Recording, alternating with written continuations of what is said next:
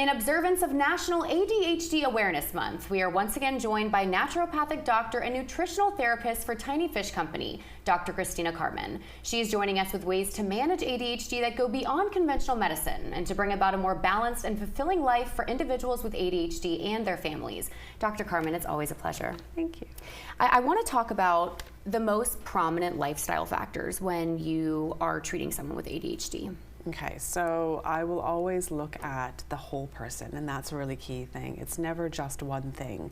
We need to look at your movement, exercise. We need to look at your diet. We need to look at hydration. We need to look at sleep. We need to look at how you're managing your stress.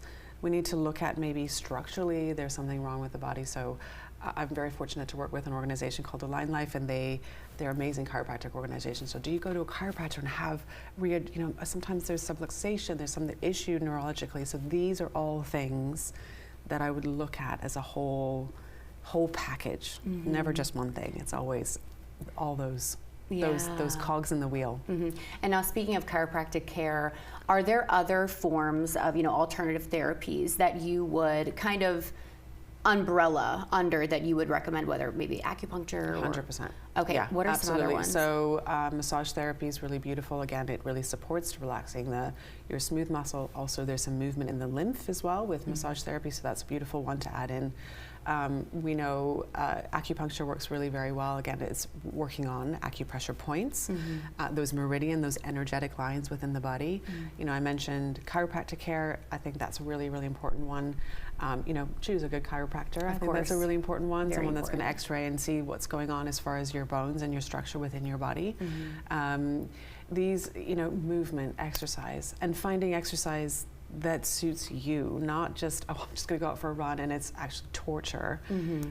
Because some people, it's been proven actually that if you don't enjoy exercise, it actually puts a real stress on your body.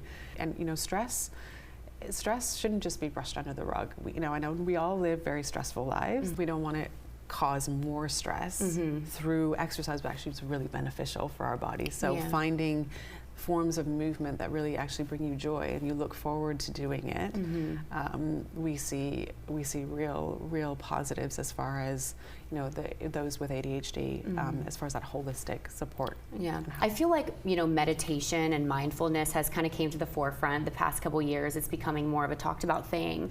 I feel like it's so important when especially talking about ADHD, but in young children, I feel like that would be a harder concept to kind of wrap their heads around. How would a parent go about kind of instilling that slowly, like from day to day? So one of the biggest ones, and honestly, it is really very hard because again, we lead such stressful lives, and parents are increasingly stressed. But children lead by example. So if they see you doing it, then they're more likely to do it. Maybe not initially, but over time we'll see it, that it becomes something that they need in their lives. Making time as a family to just be still. Making time as a family to go for a walk in nature. So mindfulness and meditation doesn't necessarily have to be, sitting in a meditation pose, timed and structured. I mean, that works for some people, and I'm not suggesting that you shouldn't do that as well, but it doesn't work so well for children. Maybe it's, holding their hand and let's go out for a walk in the nature, or let's go sit in the garden and just, lay on our backs and look up at the sky and look at the clouds and just start to get them thinking and feeling that stillness and reflection. And it's little pocket, micro moments, it doesn't have to be long periods of time. And I would say that's even similar for adults. See if you can pocket it in throughout your day, where there's moments of calm and stillness, where you're not distracted by your phone or by, the endless, we're always inundated with stuff. So. But really carving it into your day is an important one. Absolutely. Well, Dr. Carman, thank you. It's always such a pleasure to talk to you. Thank you. tinyfishco.com. You guys can visit to learn more about Dr. Carman and all the things that they offer there. Once again, thank you so much. Thank you. We're back in 2 minutes.